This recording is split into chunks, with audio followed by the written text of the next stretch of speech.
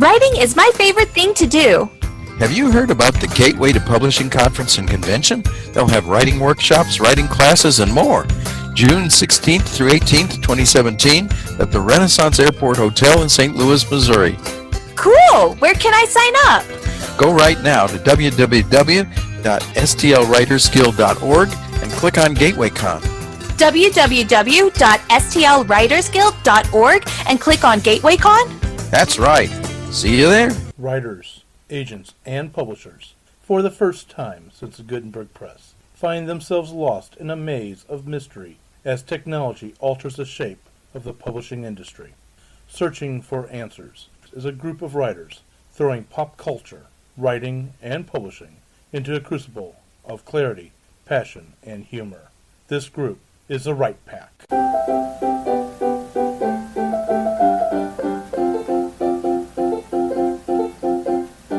In 5, 4, 3, 2, X-1, liftoff. Welcome back to Write Pack Radio. This is your host and producer, David Allen Lucas, president of St. Louis Writers Guild, president of Winding Trails Media, the people who bring you Write Pack Radio. And if you don't know this already, which I'm sure you do if you've been a constant listener, St. Louis Writers Guild, along with other St. Louis literary organizations, are putting on GatewayCon, the Gateway to Publishing Conference and Convention. Sorry, I was trying to hold back a cough. Conference to... See what you did to me. There you go. You want to start over? No. Gateway to Publishing Conference and Convention, which will occur June 16th through the 18th. Writers Conference and a free-to-the-public book fair going on.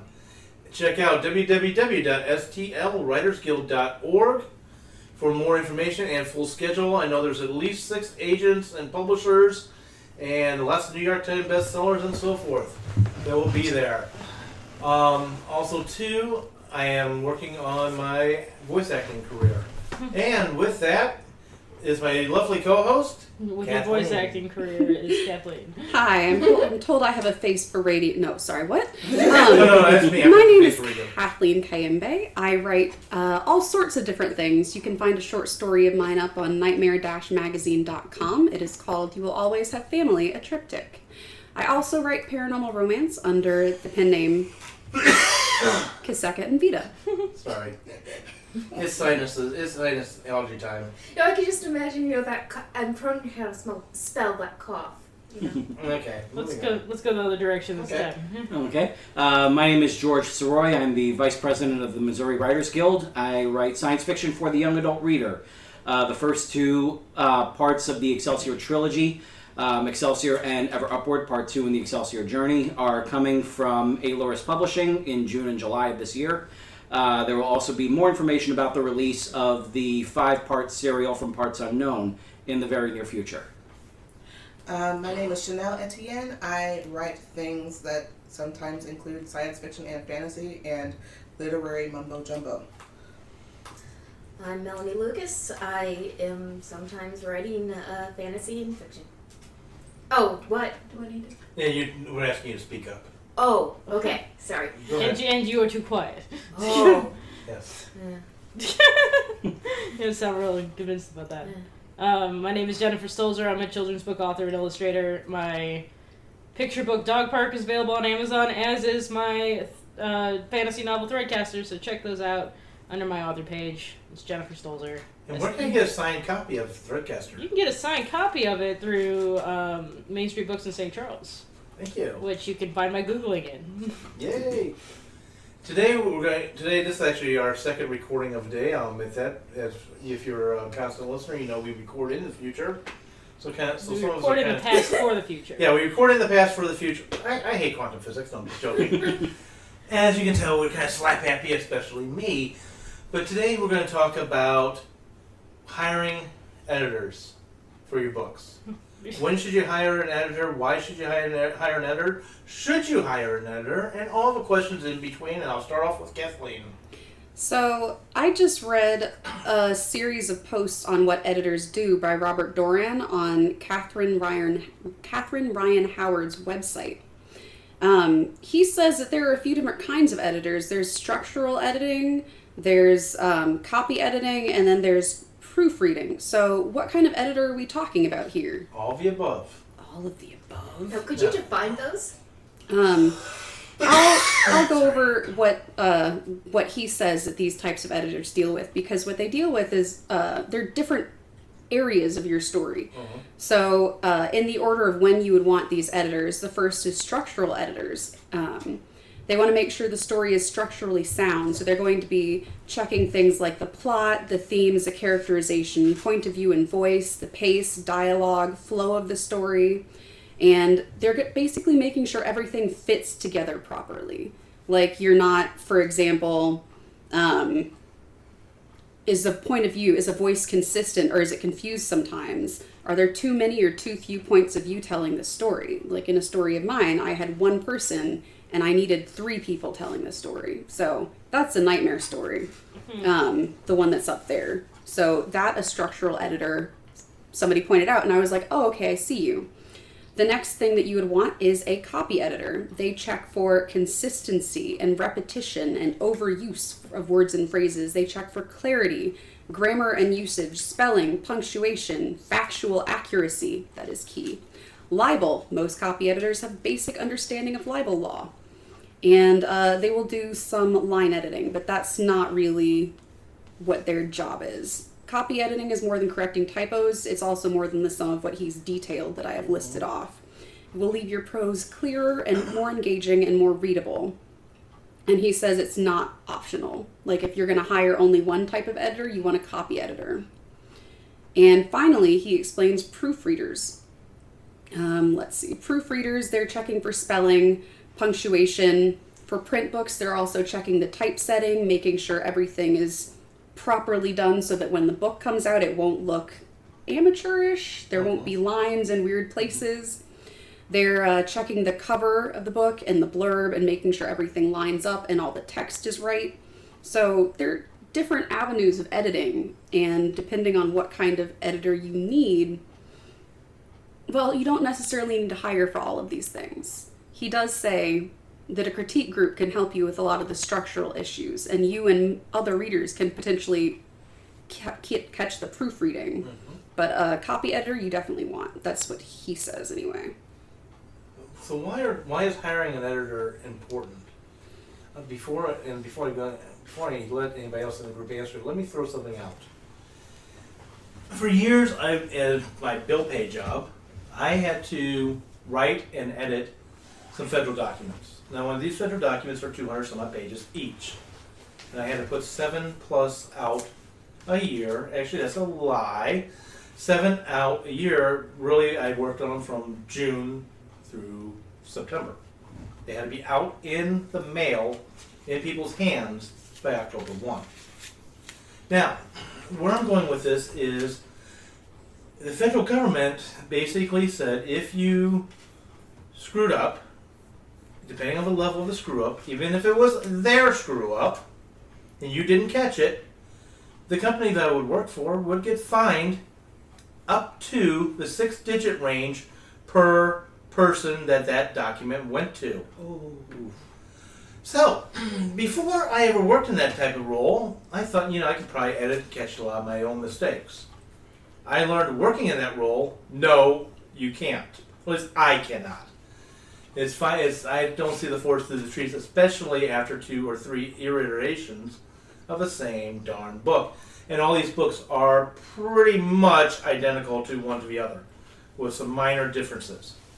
So, with that said, let's talk about the editors that come with, if you go down the road of traditional published, editing if you go down the road of independent published or self-published, and Lord God forbid, somebody signs up with a vanity press, because what do their editors do? So actually, let me back up. I'm going to say first, I'm going to touch the vanity editors and move on.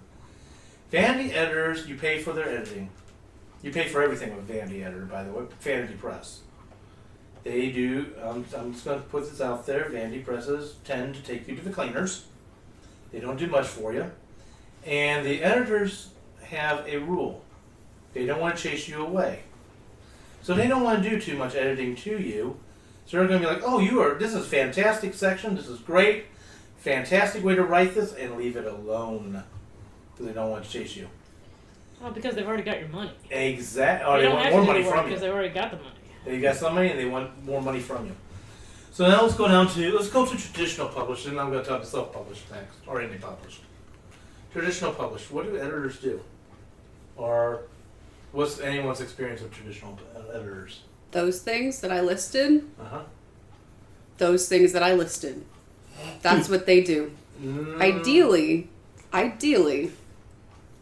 if they are publishing your work, and I'm saying this from when I published a novella, they have an editor that goes through and like helps you. I think the editor that I worked with was more structural / copy editing, and I'm not sure what happened beyond that. I'm guessing they had proofreaders go over things because I know they use both copy editors and proofreaders. But there were things that my sister called to my attention that their editor did not. Mm-hmm. And I think that is one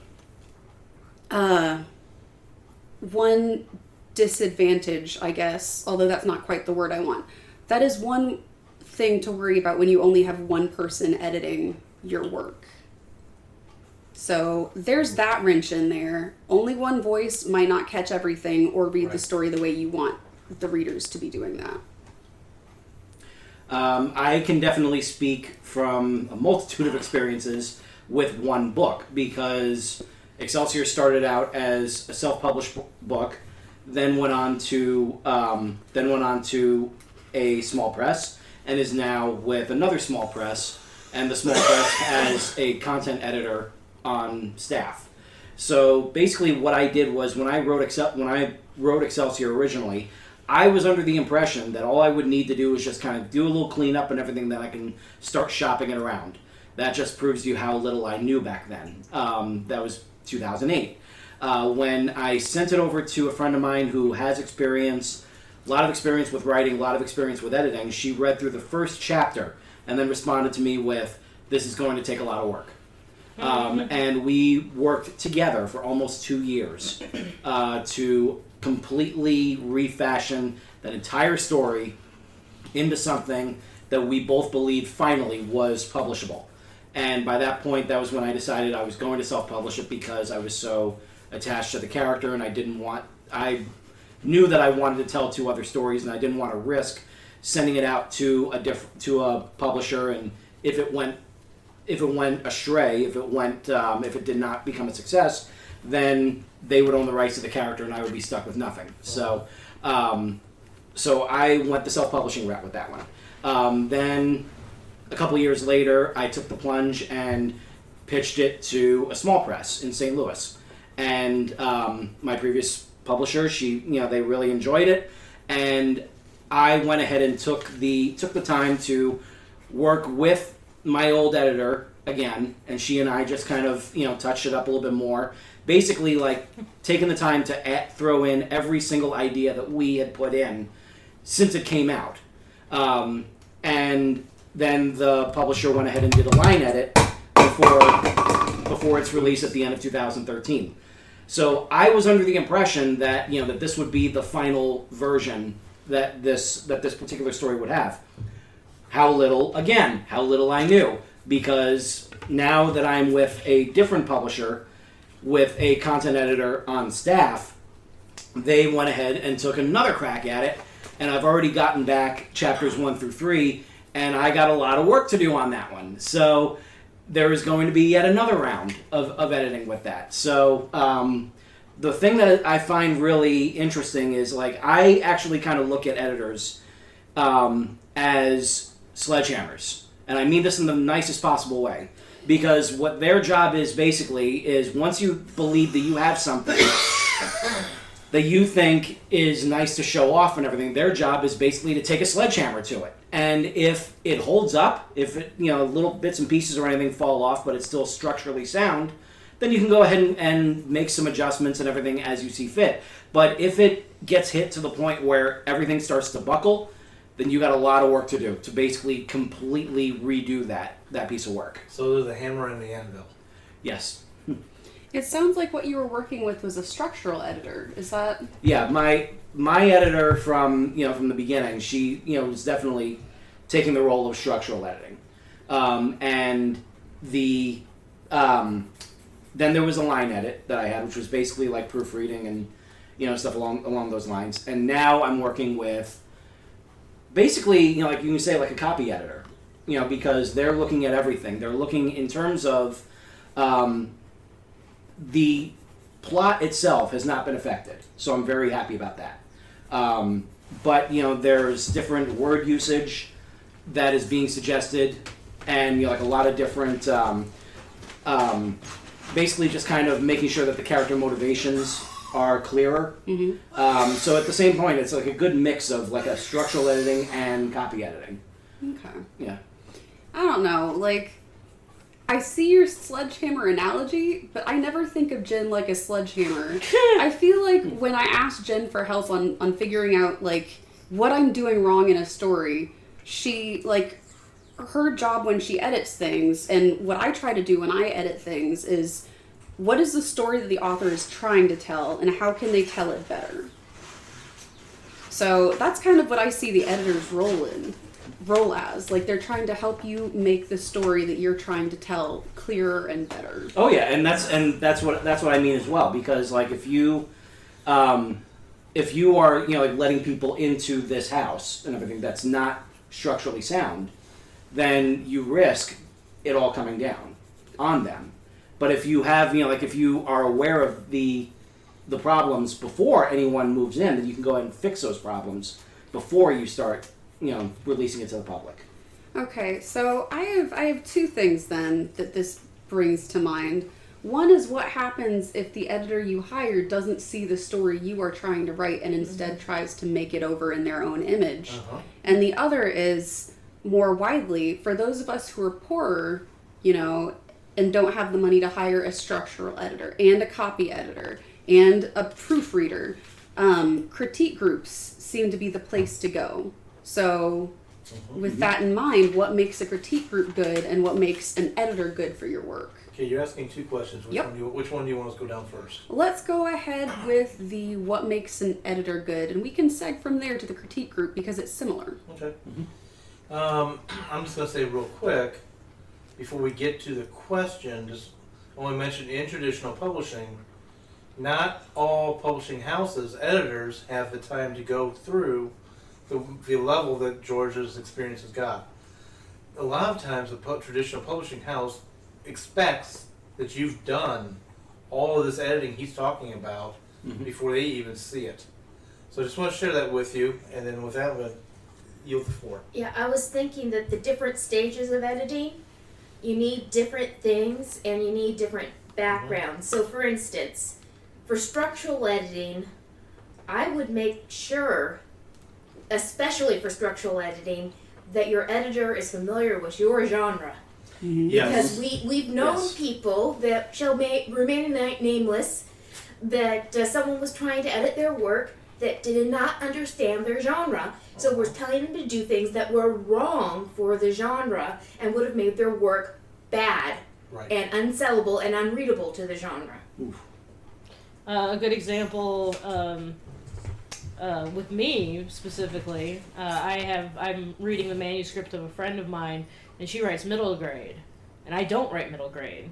So I told her I can read it for like plot, and I can read it for character consistency, but in terms of voice and whatever, I'm gonna have to ask you to go find someone. Or thankfully, I know enough writers. I handed a couple pages of it off to a friend of ours who writes middle grade, and told her to look it over and say, is this middle grade voice? And while I was making notes on it, I was thinking, this sounds too mature for middle grade. This sounds too mature for these kids. And I gave it to Jamie, and Jamie said, oh yeah, this is definitely middle grade. I'm like, how old do you think the main characters are? And she said, 5th grade? On the money. Like, that's exactly how old the kids were in the story, and proved again to me, I was not the best person to be grading for that, because I would have made her make it sound younger, and then I would have made it inappropriate for her audience. That's very common for adults trying to write. They make the kids sound too young. Yeah. Yeah, So, or vice versa. so be warned, Yeah. put an adult in a child's pants, basically. Yeah, it's called the conveniently stupid adult. Yeah. One of the things too that you want to look for with the editors that you choose, as we mentioned, is consistency. There is a legendary author whose name will remain nameless, but there's no way in hell I'm going to throw this guy under the bus. Plus, also, too, I love his work. But one of his westerns, he writes western, he writes mysteries. He's really known nowadays for his mystery work and thriller work. But one of his westerns I absolutely loved, first chapter was, I'm changing the names on purpose. The setting starts off with chapter 1, New Haven, Wyoming. You go through the chapter. Chapter 2, New Haven, Texas. And it's the same, and the character hasn't moved. Oh. Yeah. I remember a Star Trek novel where Deanna Troi changed ranks chapter to chapter. That's something that I think the copy editor would definitely be checking for to make sure things stay consistent throughout. Yeah. Mm-hmm. It's happened. I've had works out there, or works that have remained unpublished, but where I had a good editor, and I had a character whose blue eyes turned green. Somewhere along the line, I saw the character differently. Make And that they a caught plot point. Yeah, I could have. I didn't. I could have. Well, something that I know from personal experience and from having been in critique groups, which I absolutely love, even though there are some that are not great that I've been to, Yep. is that everybody has different editing strengths. Yes. So Jen is definitely a structural editor.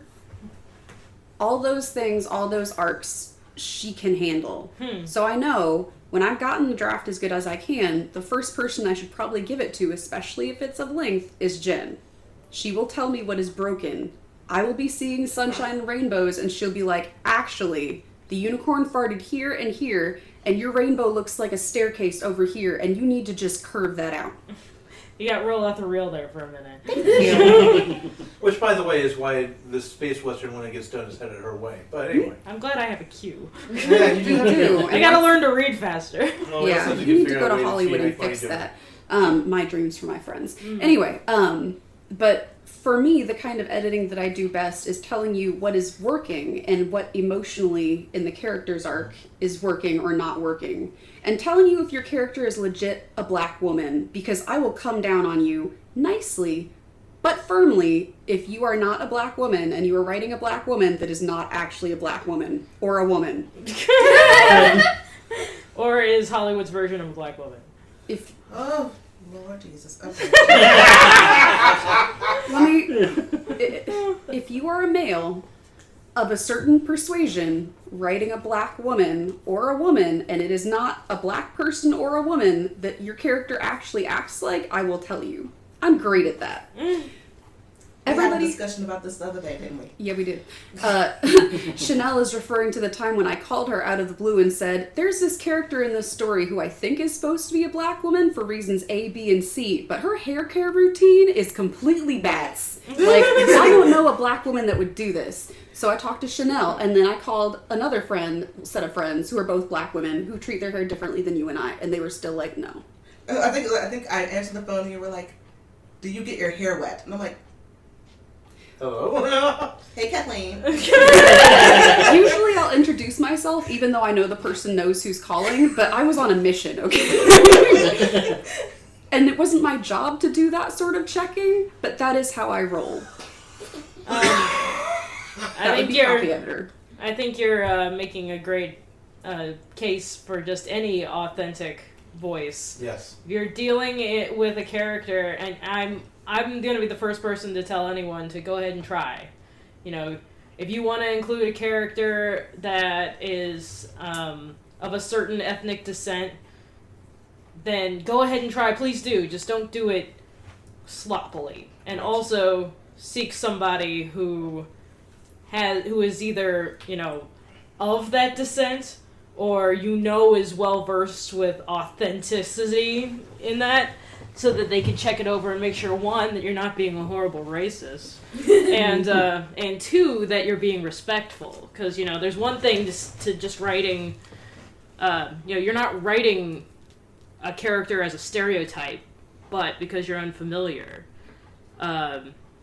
you accidentally do something that would be a disrespectful thing. I read a whole article, or I guess it was more of a thread because it wasn't written by experts, but someone asked the internet, I'm not a hijab-wearing Muslim woman. What should I do if someone pulls a hijab off the head of someone who was wearing one?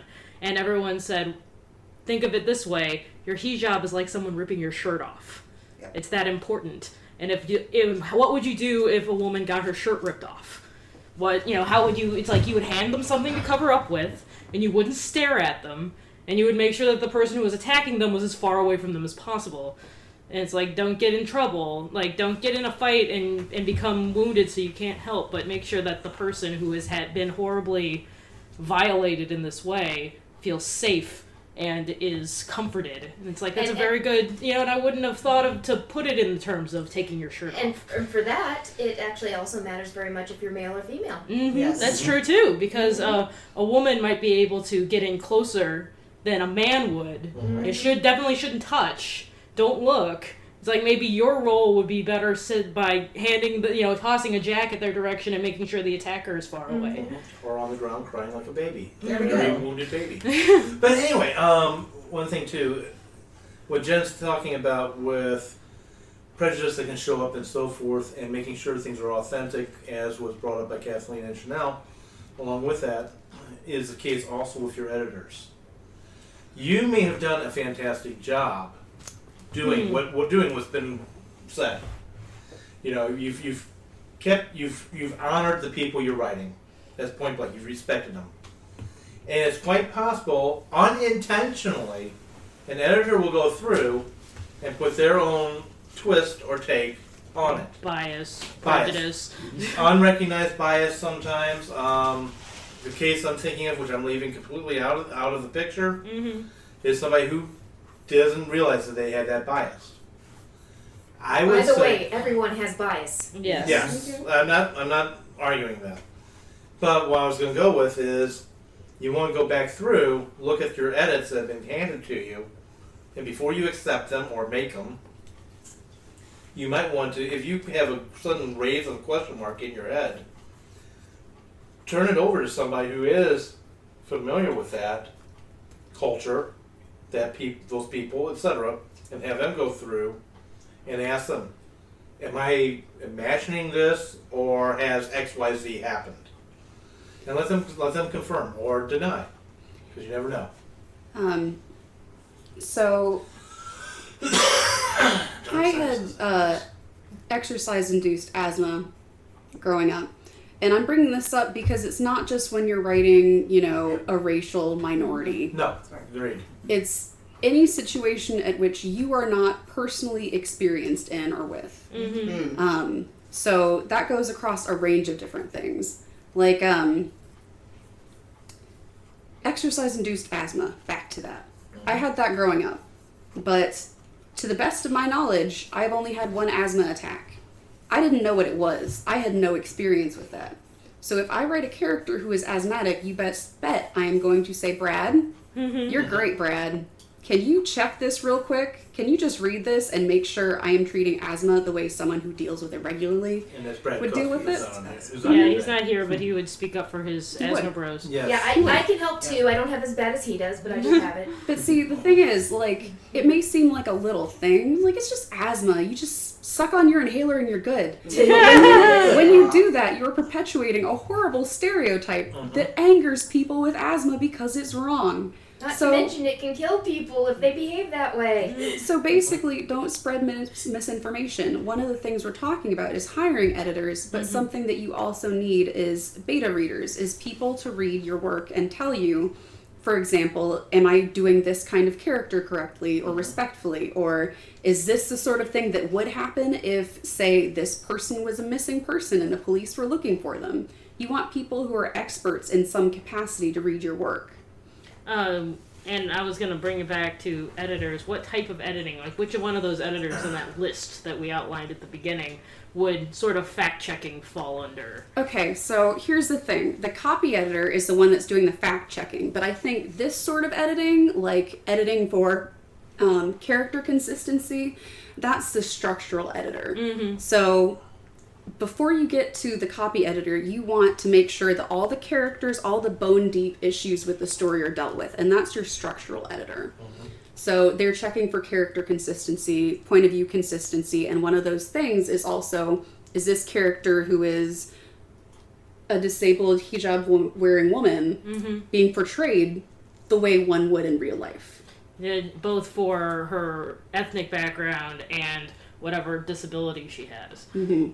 Because that's two different things. This is true. And those are two different things you need to check for. Asthmatic. Asthmatic. Yes. The asthmatic woman that is the lead character of your story. She's a superheroine in my story. Ah, I like this character. I do too. I think Miss Marvel is... Where is she from?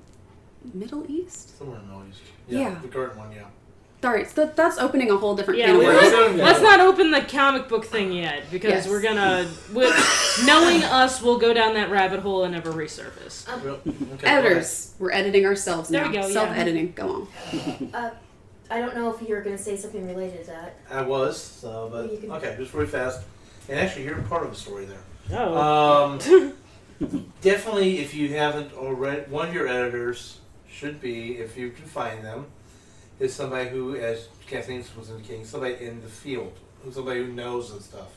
If I'm writing a cop story, number one, there's a cop friend of mine, bless his heart, up in Chicago, who gives me correct information.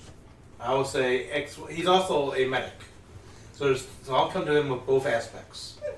And sometimes he'll say, David, that's wrong, or he and I will have a conversation about some cop show that's been on television or some book, and he will call BS on it so fast it's not funny because it's a Hollywood version of what they think happens, but nowhere near it. The other part is watching something that has something to do with genetic testing, genetic science, or anything along those lines. That is Melanie's background, and we were watching Elementary the other day. We were catching up with the old episodes. I won't tell you which one, but there was some DNA discussion, and I'm just sitting here on the couch, turning to her and watching her face. And I'm the same way when it comes to fight scenes and stuff. It's like, oh, with my background, I'm like, no! So I'm the worst type of person you ever want to take to a theater that has a big fight scene in it. That's BS. Yeah. But Yeah. we've been talking around this, but taking it to experts and getting expert advice might be a really good idea to do before you take it to a copy editor. Yes. Yeah. Because then when the copy editor makes a change that makes it wrong, you can come back and say, this isn't just me. I went to an expert in the field, and this is the way it really is. I'm not going to change it because of this.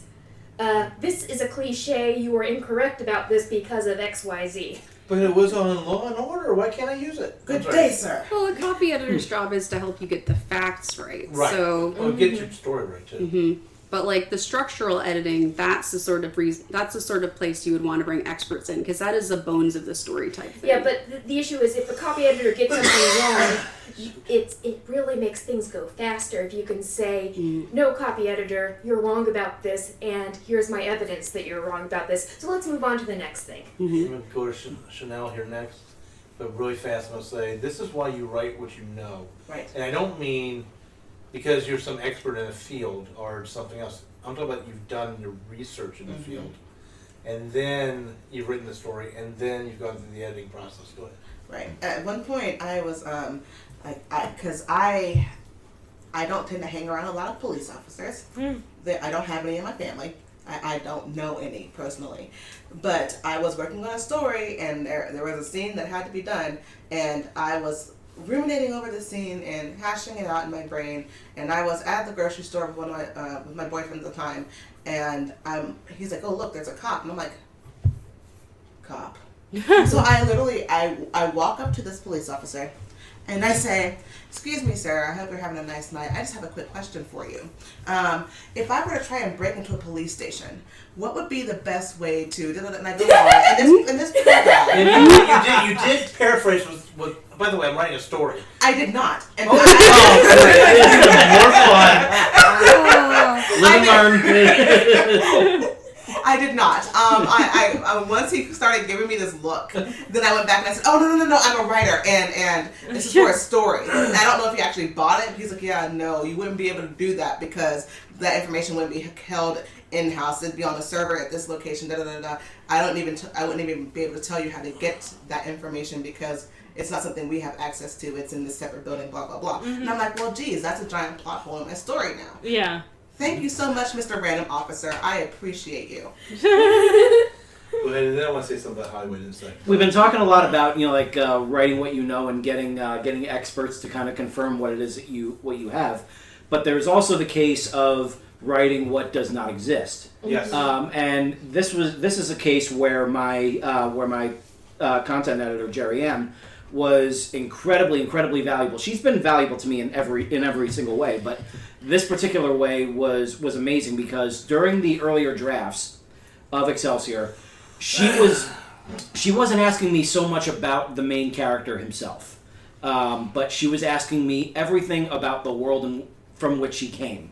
And even though I had this character in my head since 1992, I had never thought of these very detailed questions that she was asking me. She was asking me about the world. She was asking me about the atmosphere, about the people, about the continents, about the political structure, about all these different things. And there was no wrong answer, but I just had to have an answer, and I had to stick with that answer, and that became a huge part of the entire trilogy because I was able to not only put that together so that the world that they were from was much more well-rounded, but especially in the second one, that planet is a character in and of itself, and it wouldn't have happened if it weren't for those initial talks. Like I said, it did not have to be the wrong answer, but I had to have an answer and I had to stick with it. I think that's a good seg into critique groups because we can't all afford to hire an editor. That can get expensive depending on how long your story is. But generally you can find a critique group that is free somewhere in your area if you're in a city. I make no promises for more rural areas, guys. No promises. When you have online critique groups. Yes, there are online critique groups. Thank you, Jen. Yay.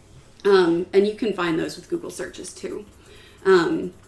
But one of the fun things about being in a critique group is getting to ask those kinds of questions. I like to know that the internal logic of a world is sound, so I'm the kind of person that does ask those questions. And it can be really helpful when you're, first editing the story, because before you give it to an editor, you want it to be as perfect as you can make it on your own. So that's where having a critique group can come in. They can help you with structural issues. Each person in the group probably has their own specific areas of expertise that they will be able to help you with. And once you've gotten the story comments from them, you can improve your story to the best of your ability. And those are kind of your first readers, after which you'll be ready for an editor. Go ahead, and then I'll get one comment after that. I just want to say, please note that she's saying critique group, as in people who know this life and are about this life, and i.e. they're not your Aunt Susie, they're not Rebecca from down the block, they're not somebody you stop randomly on a street corner and ask to read your story. They're people who know what good stories do, know how they work, and can give their critiques accordingly. Real quick, I was going to say, you need to be careful for critique groups. You need to find good ones. There are good ones out there. Unfortunately, I haven't had that luck. I admit it. Well, ones I've gone to, unfortunately, there was too much ego and less critique that was involved. I'm saying this so that you know, yes, A, this is possibility. Number two, anything with any critique, just remember one thing. It's like butts. Everybody's got one. Got an opinion out there in the critique group. And not all of them will be useful to you. Only certain butts are useful to Only you. certain butts. I know. I kind of was wanting to get away from the smelly aspect and going on, but yeah. So, to what Chanel was saying about Aunt Susie, there are exceptions to every rule. Yes, there are. I do believe Stephen King and Orson Scott Card have trained, however you want to say it, their wives to be their ideal readers. So their wives can tell them these things and have kind of worked together with them to form a language that their husbands, who are the writers, understand. I get the impression that Stephen King's wife just came about it naturally. The fact that she was able to to work with Stephen on Carrie, on the first real novel, and everything. Yeah. The fact that she was able to kind of lend her own experiences and everything to it, just really, that goes a long way towards that book's success. Shout out to that Twitter hashtag about wives typing manuscripts and doing a lot of editing for free for their author and academic husbands without being recognized by name. Although he always puts her name in the dedication. That's because we like him and he's good. Yes. Real quick, I'm going to say an exception to this rule as well is a cousin of mine who won one of the Rita Awards last year. Now, if I ever took one of my stories and had my mom read it, number one, she would never read it. Right. But number two, if she did, her comments would be less than useless. And however, one of my cousin's main critique partners, if you will, is her mom. One of her critique readers. I know my aunt isn't right. At least not to my knowledge. But my aunt provides feedback. And I'm amazed that this actually works for them as mother-daughter. By the way, I'm talking about my cousin Sarah M. Anderson. Check out her romance novels. You will be shocked and amazed at how good they are. But where I'm going with this is there are exceptions like that to the rule. I would never have done that. Go ahead. The Twitter hashtag is thanks for typing. Okay. All about wives who did a lot of unrecognized work for their husbands, the authors / academics. David Eddings, in later publications of his books, he actually added his wife's name as a co-author of the books. How nice. Now it's David and Leah Eddings. And of course he's still the first author because he's the one with the name recognition and that's what everyone's looking for. But she's now officially a co-author of most of his books. Look at him and her ahead of the curve. Yeah. I was going to ask, how do you make sure that a critique group we talked a bit about editors, but what do you do if your editor doesn't seem to see the book that you're writing, or if the critiquers in your group don't seem to see the book that you're writing? Well, if it's your editor, you can fire him because you're you hired him. If you can ask your publisher for a different one because they usually have more than one on staff. Right. We can hope. Usually. When you're hiring someone, usually it's customary to have them do test pages for you. Thank you. Before you say yes to, I'm going to give you the sum of money, read my entire book. Usually they do 1 page or 5 pages or something to give you an idea of the depth of their editing. How deep are they going to go and how hands-on they're going to be. Because sometimes, there was, I was in a critique group, air quotes, later on in Threadcaster's life. And I wasn't offering Threadcaster up to the critique group for mutual critiquing, but I was reading other people's stuff. They're like, why don't you give us the one you're working on? It's like, because it's past this point. I knew that all of the changes that they were making, the changes that we were making in the group, were not, those were things that I'd already done with other people, and I was content with the way they were. And I'd gotten to the point with it that I didn't want to go backwards in its journey. Would it have benefited from more people looking at it and pointing out things that bother them? Probably. But when you're publishing yourself, at some point you just abandon. It gets to the point that it's good enough, and you're like, I could just nitpick it to death forever and ever and ever, but if I want it published, I need to at some point say that this portion of the editing is finished. To borrow from George Lucas, no project's ever done, it's just abandoned. Yeah, and not abandoned because it's awful, and just because it's abandoned doesn't mean that it's bad. Right. And it's good enough. Just to throw a quick shout out to a dear friend who is also an editor of the Aloris Publishing Books is Rebecca Jaycox. She does exactly what you were saying. She does the first 2,000 words free. So that the author in question can take a look and see how deep she goes, what her style is, and what she offers. And if they are willing to go ahead and go with it, then she is willing to do what she can to make the book better. That is the primary goal of any editor. Should be at least is and to make the book better. Most editors charge by word, but some charge by page. So that's probably how they'll ask, that you'll do. If they charge by the page, it's like, I'll do 2 pages for free. If they charge by the word, it'd be like, I'll do 1,000 words for free. The first one for double dovetails. Well, you guys seem familiar with the process of hiring an editor. I have never hired an editor before, so can you walk me through it? Because I had no idea there were even test pages. How does this work? Well, I had for Threadcaster, I had a kind of a different thing. I didn't have a lot of money to play with, so I ended up hiring not necessarily a professional editor, someone that you spend thousands of dollars on. I went the cheaper route and went with a student. Got a student to edit it. Catherine is a listener of the show, and she edited the book. She did a good job. Catherine Bakewell. Hey, Catherine. She's graduating from college this spring, so it's pretty exciting. And she edited my book while trying to finish college early, so I appreciate that too. And I did pay her for it, so pay your editor. Yes. And I mean, you can get free editing, but usually that's your mom. Right. And we already talked about that. Yeah, we already talked about that. Sometimes be only as good as you paid for. But the editors that I've worked with on other projects in which I was an illustrator or sometimes a cover designer, usually you hire them to do a certain amount of words and you do a certain amount of rounds of editing, because they'll look back. You do your fixes and look back over it.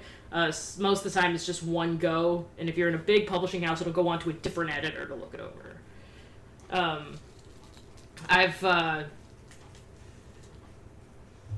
With Catherine and I, since we were just 2 individuals, she would send me her corrections, and then if I had any questions, I could just text her and ask the questions. And so it wasn't really okay, now here's the file back, now here's the file back, now here's the file back. If Brad was here, he would talk about how he would get his edits, he would do the edits, he would send them in, they would edit it again and send it back, and he'd do final edits, and then he'd have a galley, and then he'd be done. Like, the final edits were his galley edits. Galley being the book that's almost the book that goes on the shelf. It's the version before the version that is completed. And so that's how in his publishing house they did it. So that's it. George, go for it. My story is the exception to the rule, because my editor, Jerry M., she and I basically worked out an arrangement where she would do it for free. She is, this was a case of being a friend for several years before bringing this to her attention, and also being incredibly patient, because I knew that that I was getting her work for free, so I wanted to basically just give her as much space as humanly possible, so that way she can concentrate and prioritize the work that she was getting paid to do. So with that in mind, so it wound up taking, the whole process took longer, but that was something I understood very well and worked with, and it worked out to the benefit of the story itself, because we were just able to really just kind of pick at it until it was finally at a place where we both believed that it was ready to go. So, and in the case of Rebecca, who is my, the current publisher, the current editor for Excelsior, she is being paid by the publishing house. So, so I know that she is being, taken care of on that end. So where would I find a publisher? Like, I know Google search, Yeah, but I mean... An editor. Yeah, Ugh, we'll sorry. talk about publishing in another episode. Oh, goodness, my brain. That's okay. Where do I find an editor? And the reason I said publisher was because I have another question. Why should someone who is being traditionally published hire an editor? To get picked up, because you want to present your best first impression. That's Yeah. But what if you already have a publisher? If you already Do you have still need to hire an editor? No. If you have a publisher, their editors are in-house. So if you have a publisher and they've already agreed to accept your work, I mean, don't send them your first draft. no. Yeah. No, but I'll send that little ramble. just like listening to speakers, there was a panel at Comic-Con recently that Brad was on. He's not here to speak from the stage, but as an audience member, everyone talked about what it was like to be agented, those who had agents. And when you're trying to get an agent, you pitch your book with the most perfect, they have to spend as little time on it as possible book, because you're untested and you're unsold and they don't know if you're gonna make back what they invest in you yet. When you have sold some, then the rules start to lax up, and once you have an agent who is representing you, then the agent is there for you to sort of help you streamline it. So a lot of the ladies on the panel said, I used to finish a book and then give it to my agent, and then it became, I have an idea, I've written a couple chapters, can you take a look at it? And then it became, I have an idea. So the relationship there, like, they didn't have to go out and hire a professional editor because they were getting something in shape that the agent knew that he or she could sell. So they would know and have an editor in mind that they knew they wanted to give it to. And then that relationship would push on. That's the benefit of being agented, is that they've got these professionals already in the bag, already being paid by the big houses who are going to buy your book. Yeah, hopefully it looks good. And I recommend, of course, don't send the first draft to the final bit. But it's not as strict as not yet being agented.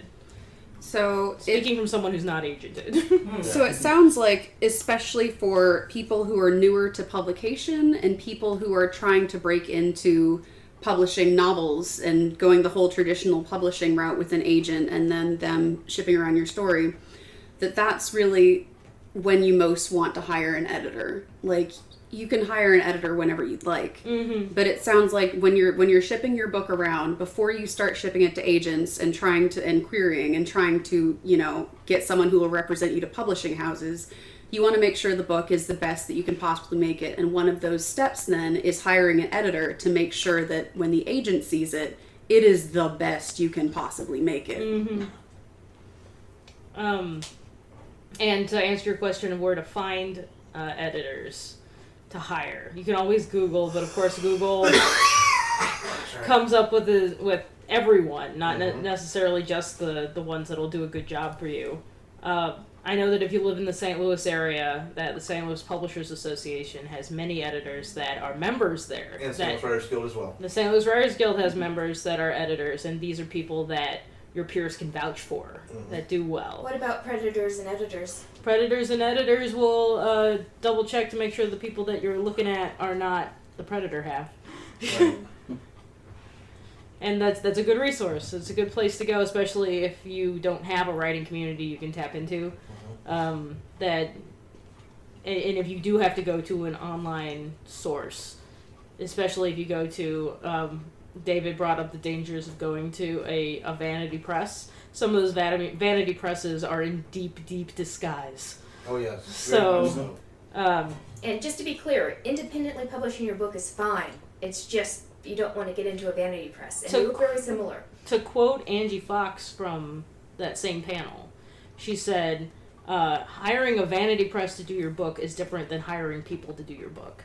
It's like when you hire a vanity press, they say, okay, give us $5,000 and we'll give you a book. Versus she went out and hired, for her self-published books, she went out and hired the cover artist. She went out and hired the editor. She went out and hired the book designer that were going to work on her book. She picked them because she knew their quality. Also, she was asked in that panel how she found those people.